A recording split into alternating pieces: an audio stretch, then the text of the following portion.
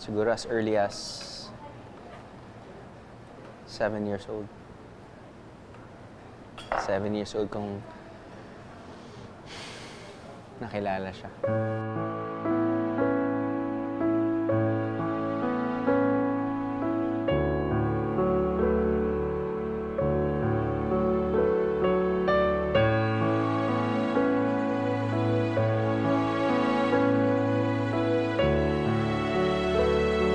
Iba yung impact. Iba yung impact sa akin nung dumating siya.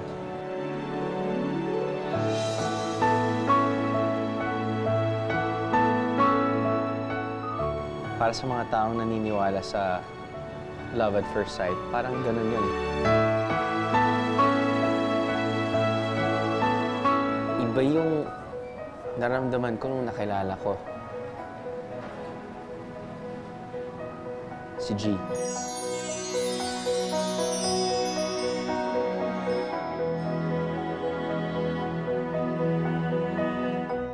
I met G before Ian.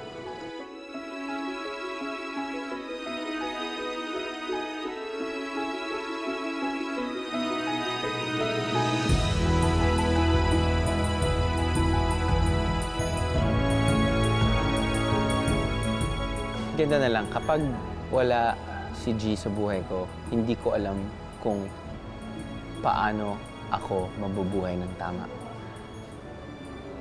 Parang may kulang eh.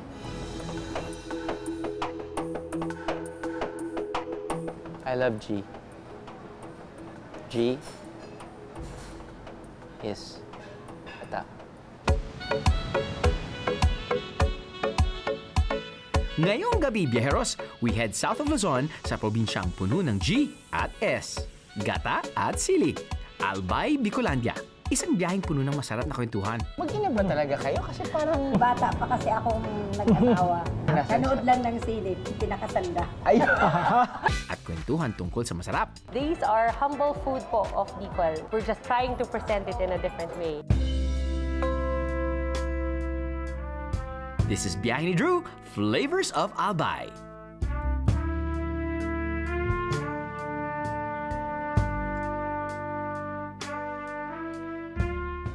Sama kayo sa biyahe ko? Sama kayo sa biyahe ko?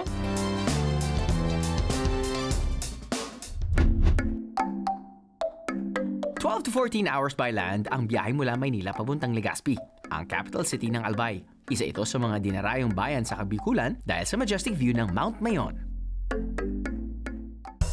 At syempre, sa masarap at paborito kong Bicolano cuisine. Kapag sinabing Bicolano cuisine, isa sa una pumapasok sa isip ng karamihan, ang pinangat. Alam niyo ba kung ano ang pinagmula ng pangalan ng gata at gabi leaf dish na to? May teorya tayong malalaman tungkol dito.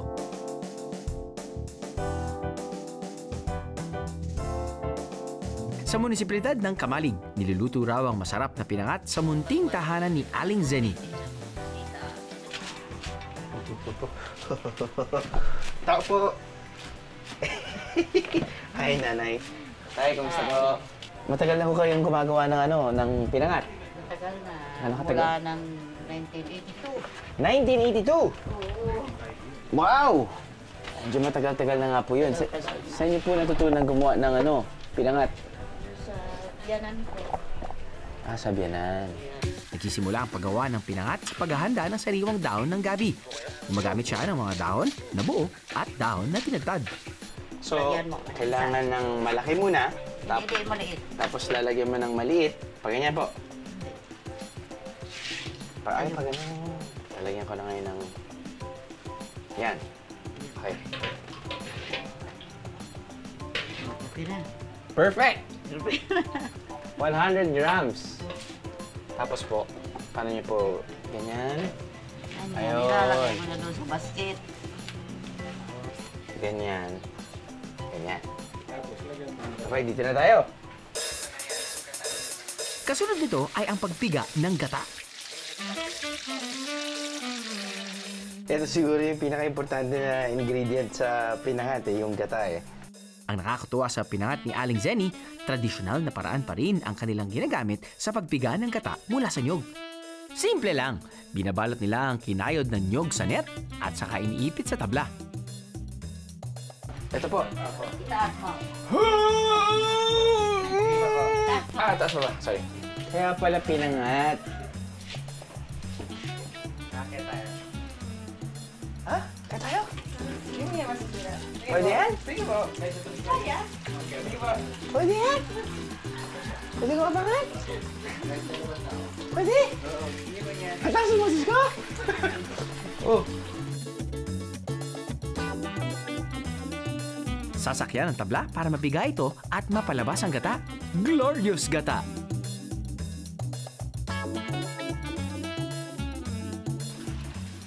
Feeling ko parang mga divers tayo, mga... Ano po ba tayo? Somersault, 720.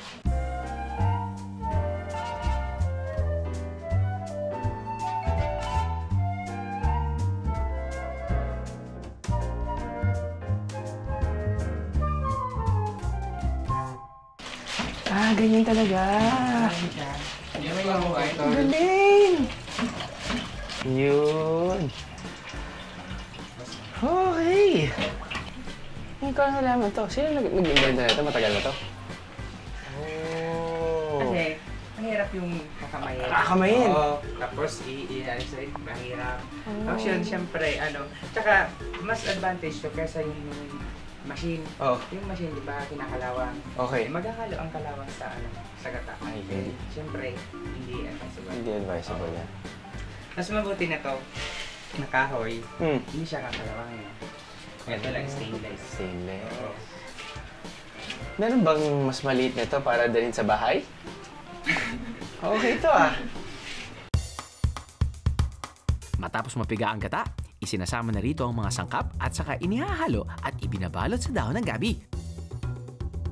Maglalagay rin kayo ng yung pork. Okay.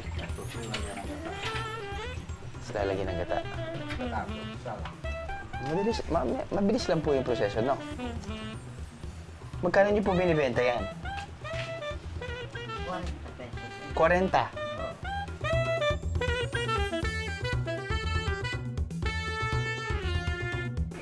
Tama po. Tama naman po, no? Matapos itali ang mga gabi, diretso na ito sa lutuan. Dito na kaya natin malalaman ang pinagmulan ng pangalan ng pinangat? Laksan natin. Luwas. Siyan. May bao yun sa ilalim. Tapos, yan. Murang dahon ng nyog na nakaayos. Okay. Para hindi direct heat, no? Opo. Medyo naka-elevate yung Naka-elevate pinangat. ang pinangat. Tapos, kung hindi siya masusunod. Mag-steam lang parang ganyan. Ito yung Tapos ilalagay version nyo natin. ng steaming. Oo, ilalagay natin.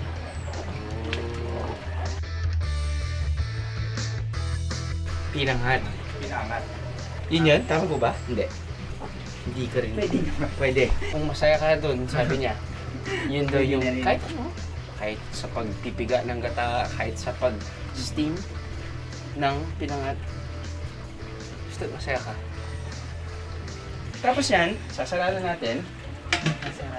Tapos nun, gano'ng katagal po nila dito? 2 oras. 2 oras lang. Ito na po yun. Holy smokes! Lumabas na yung gata. Bali, yung isinabaw na gata, tapos pag kumulo, yan iibabaw ang ganyan, coconut curd. Tapos, alisin po yung individual, mamaya pagkahango, tapos ilalagay ulit individual dun sa pinangat.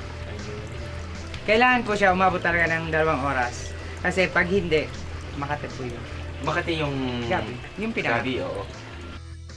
Sa isang araw ay humigit kumulang 200 pirasong pinangat daw ang kanilang nagagawa at kadalasang nauubos agad ito dahil may naka-advance order na. Ang hindi ko alam, ang sinasabi nilang masarap isabay sa pinangat, hindi kanin, kundi tinapay. Subukan nga natin.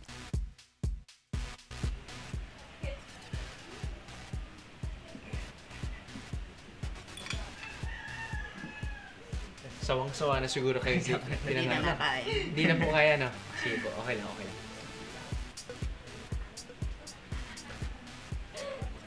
Parang kanin lang din. Kailangan mo lang ng konting ano. Carbohydrates din. Oo nga. Hindi, pati yung pinangat or kahit laing, hindi mo pwedeng kainin mag-isa eh. No? Parang kailangan may kanin talaga or may ibang ulam. Kakaiba rin siya.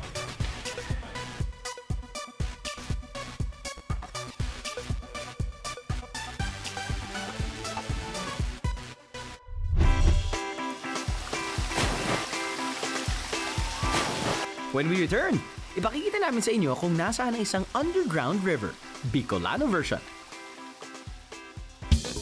Saka tayo kakain ng bagoong na inilagay sa ice cream. Weirdly sinful.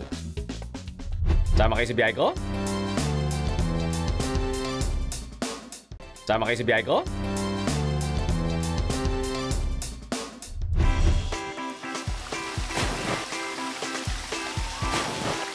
Hindi lamang isang nakakabigahaning bulkan ang meron this side of Bicol region. Akalain yung meron din itong falls na nagkukubli ng isang underground river na pwedeng pasukin ng mga turista?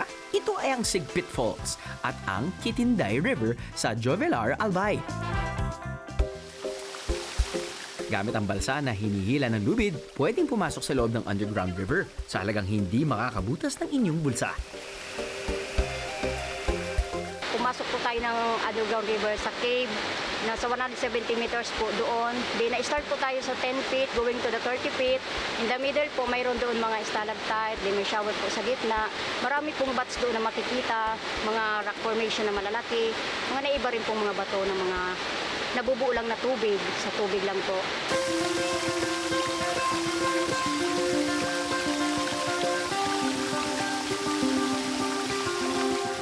Araw po sir, pag marami pong pumupunta dito, lalo na po pag tuwing mga buwan na February to April, ganyan po yung mga buwan na summer po, marami pong mga turistang pumupunta.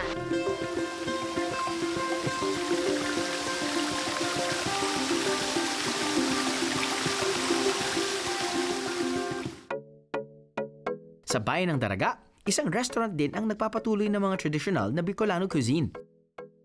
You know, I thought parang I featured most Bicolano dishes already because of after numerous visits here in Bicol, but you know, I'm just amazed by these new dishes in front of me. Please, what are these dishes in front of us? We are a small restaurant here in Daraga. Dinadayo po kami dito dahil actually sa bahay. This is actually the town doctor's home. 1913 po siya na bahay na bato. The beams are still original, the doors are still original. Everything else, tinatamaan ng bagyo. Nahuhulog yung mga dingding namin, but the house itself has stayed on. No, I like it because parang, di ba, parang in old houses, the ventanas, or what do you call this ba? Naka-piece windows. Yeah, it has to be very open so that, correct, good circulation and everything. Yeah. Ito, parang you still kind of retain that look, pero there's a glass door para at least air condition ba? Yes. Galing. Marami pong, and then it's our obsession po na kailangan malinis po para you don't even know that there's a glass. A glass po. So the concept is, it's still the old lumang bahay na bato, but modernized a bit. Komportable lang po. Yeah. These are humble food po of Bicol. We're just trying to present it in a different way. Okay. Basic sabaw po namin. And then you have here kandinga. Kandinga? Apo. It's, I think in Manila you call it bopis. Ah. Pero ang sa amin po is dry, but it's also the lungs that we use.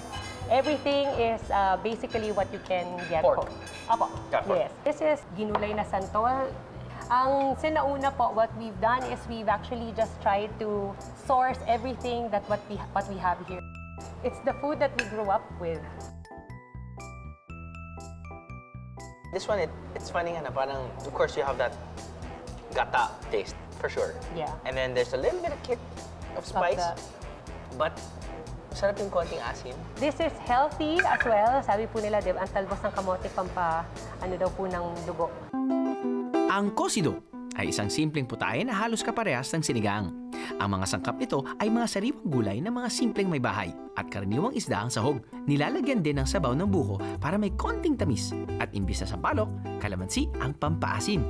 So, ito yung mga ingredients natin ngayon. We have calamansi juice, we have luya na may sile. Of course, meron tayong onion, meron tayong salt and pepper, at meron tayong talbos ng kamote.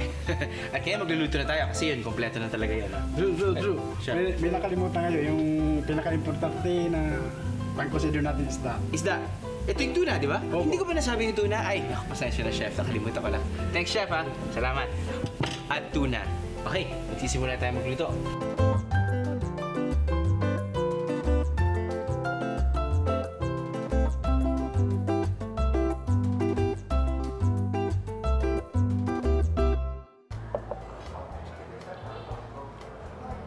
Gotcha. So, it's funny na parang yung acidity nga niya galing dun sa calamansi. Apo. And it's just really mild. Hindi yung parang asim ng sinigang na galing sa balok. Correct, yeah. It's Hindi just- po namin niluluto yung asim. Yeah, infused lang po all the time siya. I've never eaten bopis before. Ah! Whoa! It's good. I'm very pleased na siya po. Una namin, so kandinga po ang tawag sa kanya. Kandinga. Apo. Oh, the aftertaste is so good. I hope you've had cara beef before. Ayan. Yes, I have.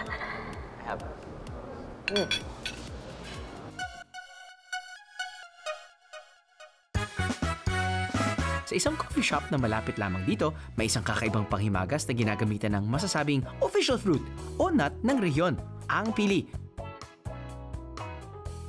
Ito ang pili nut cheesecake. So sa dinami-dami ng desserts na pwede namin matikman, nakapili na kami ng pwedeng i-feature. First time namin subukan to actually. It's called a pili cheesecake. Pili the nut, yes, we know that.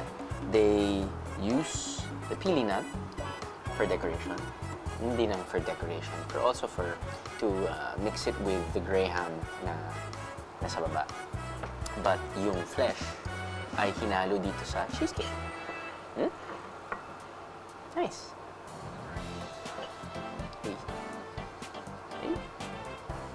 Okay.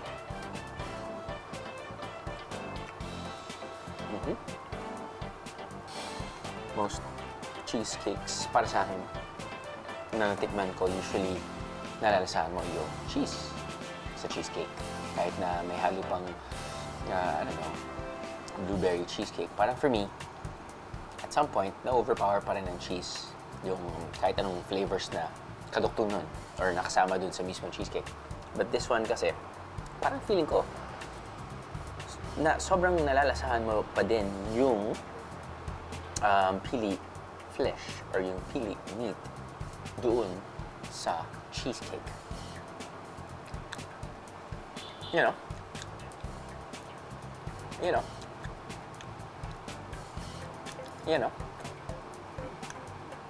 Pero para sa mga hindi nakakaalam, para sa mga hindi pa familiar dun sa pili flesh, para kung hindi nyo pa natitikman yan, paano ko ba I guess it's just really the texture. The texture is very creamy. So parang I guess it's a good compliment pag kumakain ka ng cheesecake, which should be creamy. Love it. Nice. Kung kanina, nakita natin kung paano gawin ang classic pinangat, dito sa hotel na to, meron silang kakaibang paraan ng paghahanda at paghahain ng pinangat. This is pinangat deconstructed.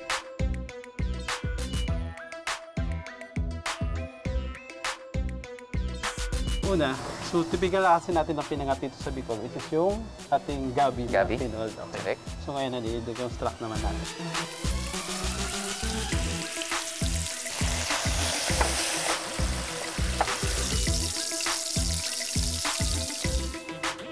Yun. Meron siyang shade dahil medyo mainit.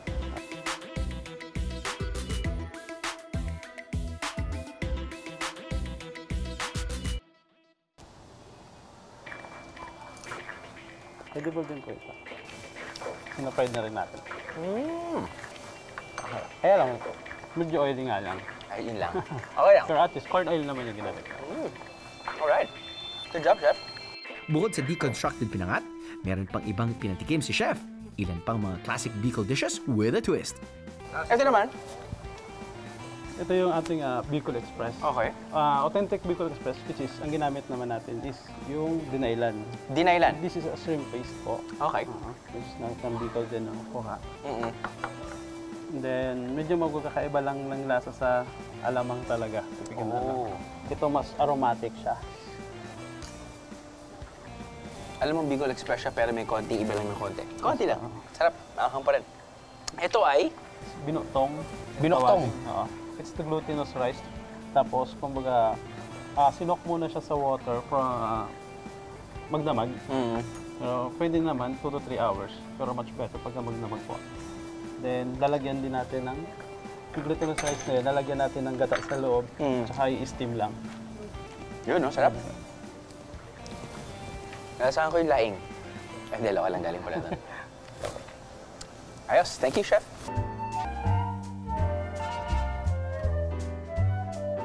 Kanina, natikman natin ang kakaibang sarap na tinutungan sa gata o ang gata na sinunog muna bago pikain.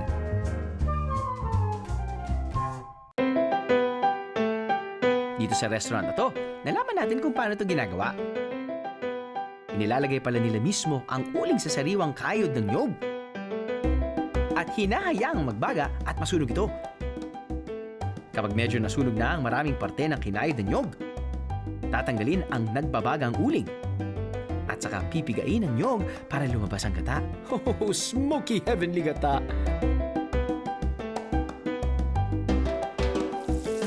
At saka niluluto ang ginataang espesyal, ang tinutungang manok.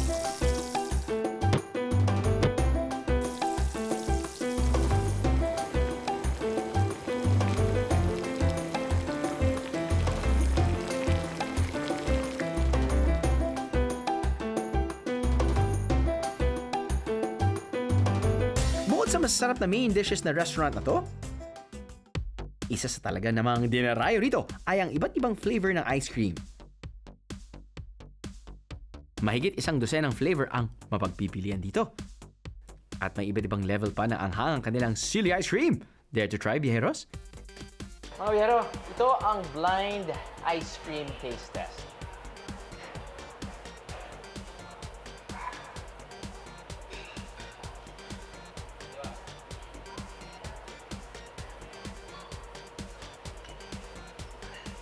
Lasang gulay.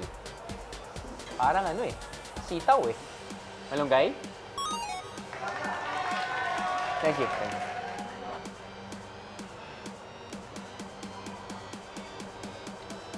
Kakaisip naman. Dali-dali. Cucumber.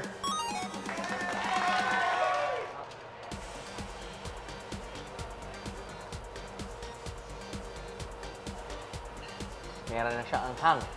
Ang galing sili. Dahil lactose intolerant ako, no? Hindi ko matitikman lahat. Kaya kasama ko ngayon, ang Behind the Crew. Okay, yan. Calamansi. Calamansi! Calamansi is correct. Ah.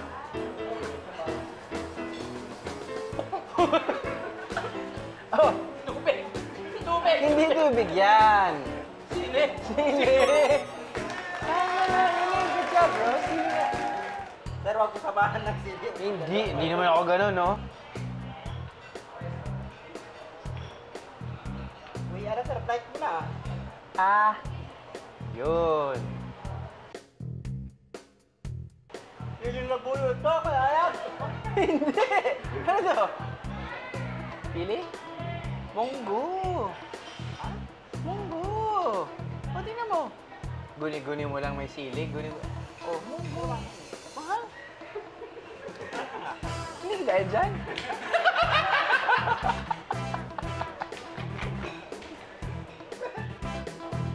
Ah.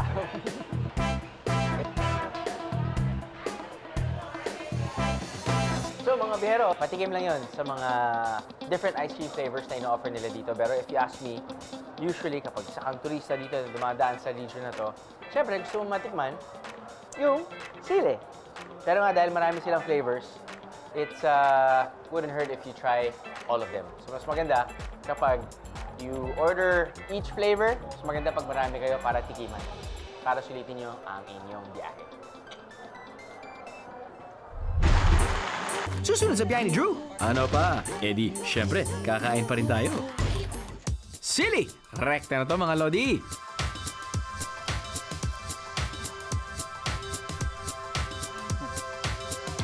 May natarang isa. Sama kayo sa biyahe ko? Sama kayo sa biyahe ko?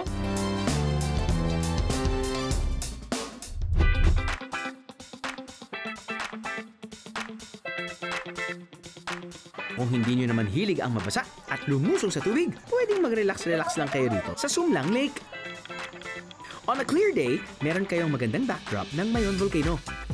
Medyo maulap at umuulan lang nang dumating kami, pero malay nyo, swertihin kayo. Pero ako, isa lang ang pake ko sa biyaheng ito. Ang namnamin ang mga putahing sadyang tatak Bicolano. Kaya nagpunta tayo sa isang lugar kung saan itinatanim ang isa pang sangkap na hindi pwedeng mawala sa hapag ng mga Bicolano, ang sili. Gaano kahirap o gaano kadali palaki ng sili?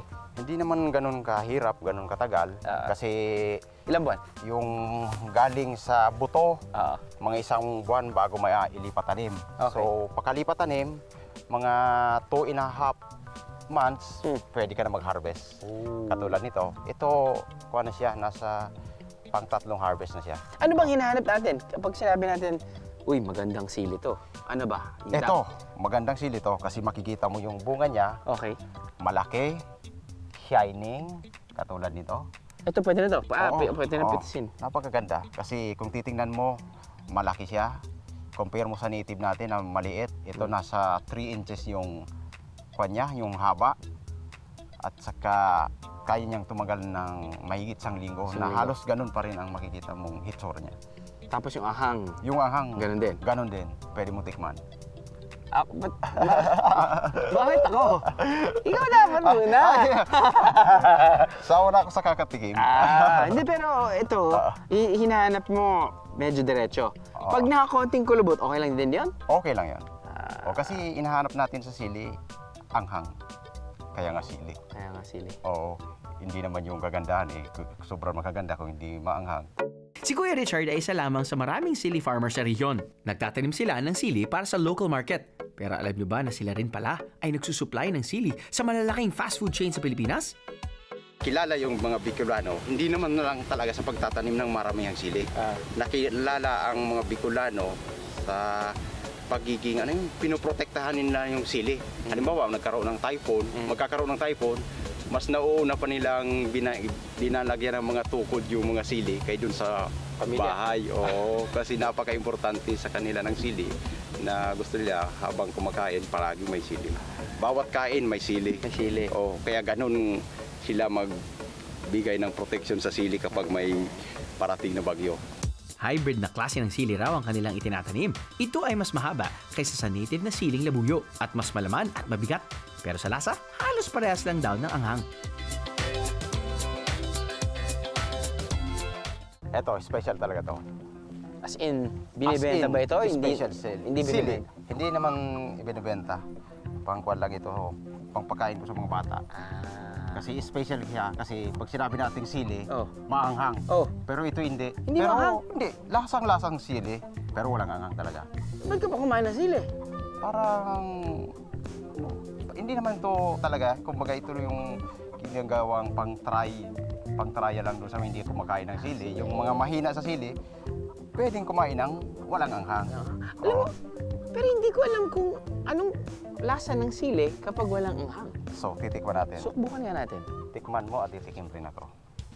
Siling-siling lasa. Ay, oo. Pero walang anghang. Diba? Subukan nga natin sa mata. Sige, ito na lang.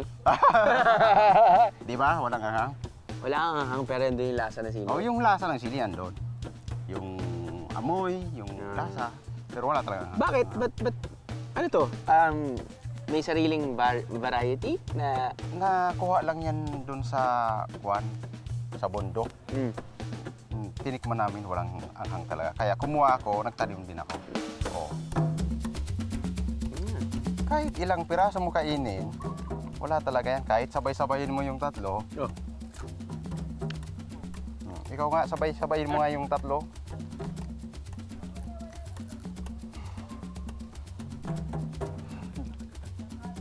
May natarang isa.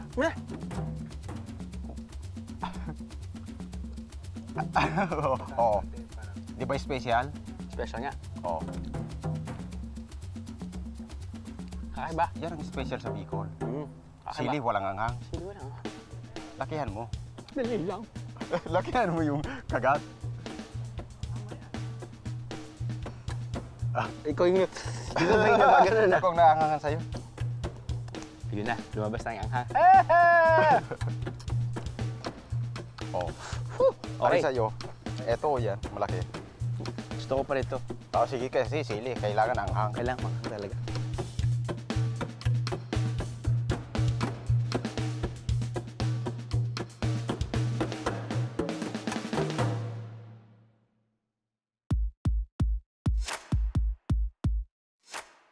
Ang siling itinatanim sa mga farm dito, siya namang sangkap na nagbibigay ng kakaibang init at apoy sa lasa ng mga pagkaing Bicolano, tulad ng laing.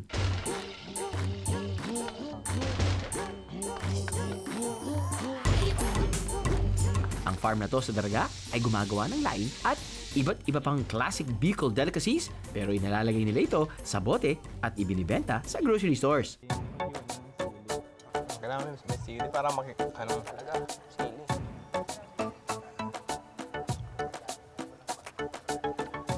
Sarap to. Kasi bagong luto pa lang. Iba talaga pag bagong luto. Mas masarap pag bago. Okay. So yung shelf life ng nakabote? Abot yan sir ng 1 year. 1 year? Oo. Pag nakabattle na yan. Pag nagbuksa na, kailangan kainin. Kainin na kagad. Gotcha. Pero kapag halimbawa, ganito, bagong luto, nilagay sa bottle, abot na yan ng 1 year. Abot ng 1 year?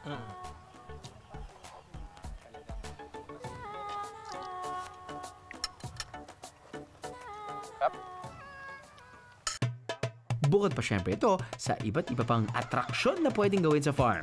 Kapag natapos na to, sa ngayon kasi ay under construction pa ang farm. Naghihintay sa mga future bisita dito ang vegetable tunnel,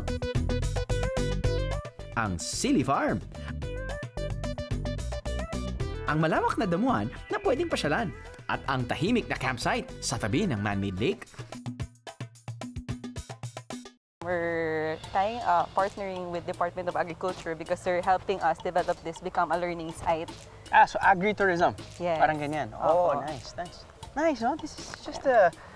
Wow, got your bonfire. I'm sure ang ganda nito kapag gabi na, and then the skies are clear. Wow, you And share when it's stories. nighttime, mas mahangin siya. Beautiful. So it's really nice with friends. And you have buko. Buko! We want people to do activities like kiting. Yan, yung mga hindi na ginagawa ngayon because people, most of the kids now are into computers. Yes. So we want to bring those bonding back again.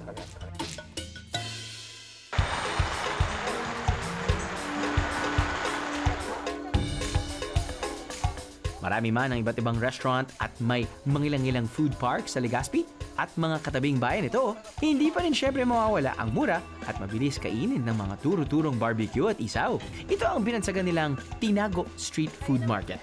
Dahil nakatago raw ito sa likod ng naglalakihang malls. Kung namamasyal at nagutom ka at paubos na ang iyong budget, pwede kang magpakabusog dito. Pero kung may budget ka pa, bumiyahe ka papuntang Polanggi, Albay para tikman ang pinagmamalaki nilang mga kakaibang putahe. Biro nyo, ice cream na may bagoong? Ano? Sino ang kakain nun? Well, apparently, ako, malamang. Pero bago natin tikman yung misteryosong ice cream na yan, may iba pang putahe tayong nanamnamin. Siyempre, buong araw kaming tumitikim ng Bicolano dishes, which I truly love. You know, gata, you know, anghang and everything. It looks very traditional to me, pero ano yung twist dyan?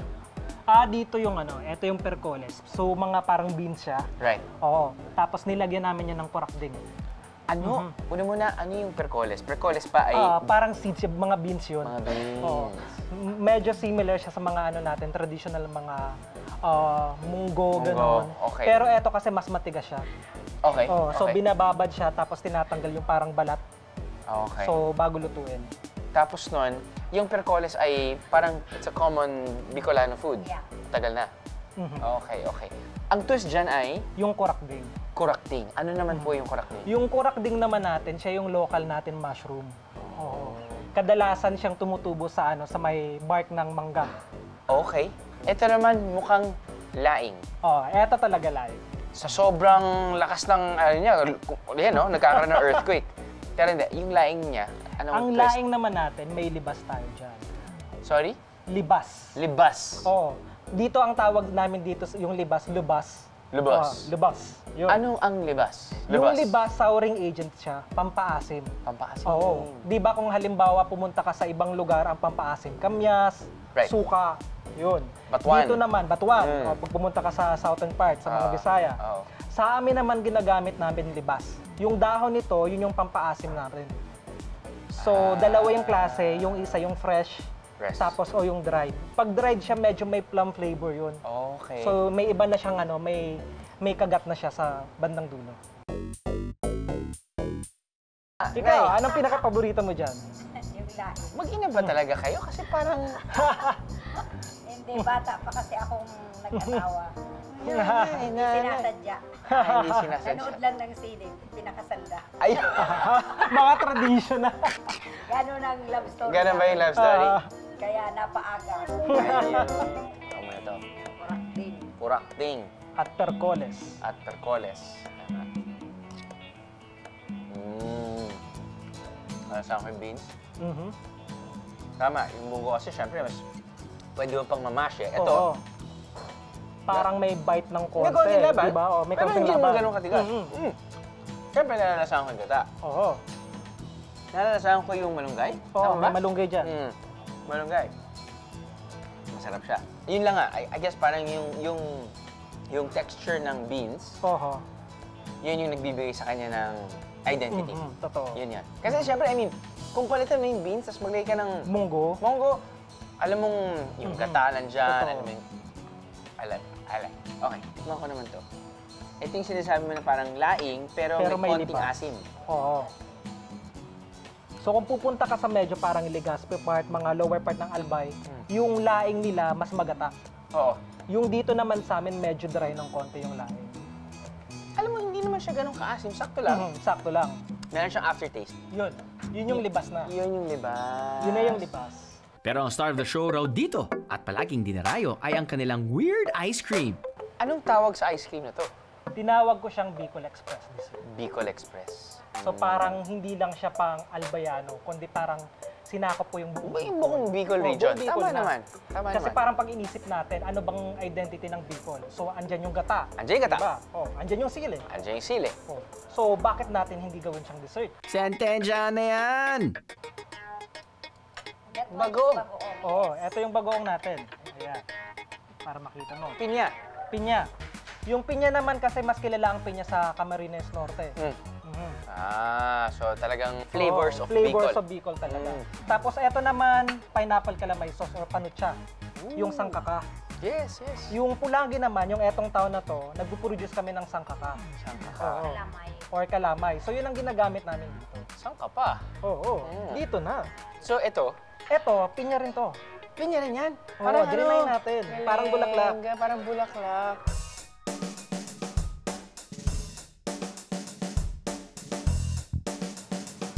Okay, ito excited ako dito, Nay. Masarap talaga yan. Masarap talaga, Nay.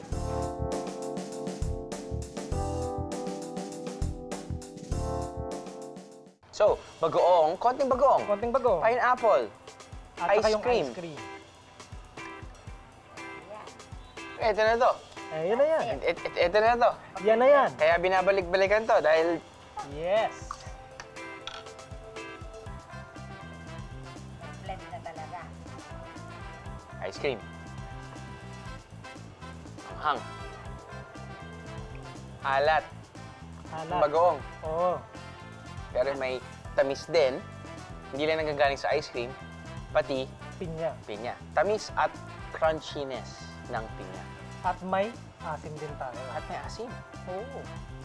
May asim pa, Nay. May asim pa. Yun. Good job, guys. Good job. Good job. Salamat, Nay. Thank you po. Salamat. Thank you, Rick.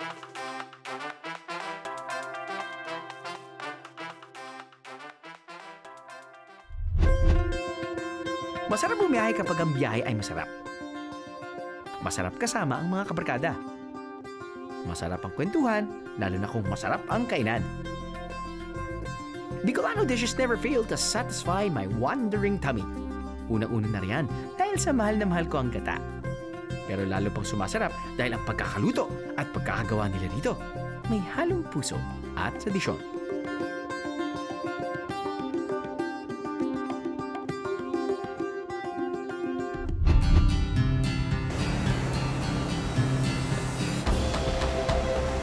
May sasabihin pa ba ako? Wala na. Panoodin nyo na lang akong kumain. Pag may pera ako, gagawin ko rin to sa aking asawa. Temple of Doom. Ano? Oh no! Mali.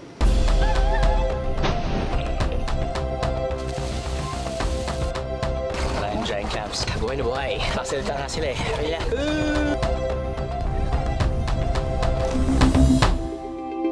Sama kayo sa biyahe ko?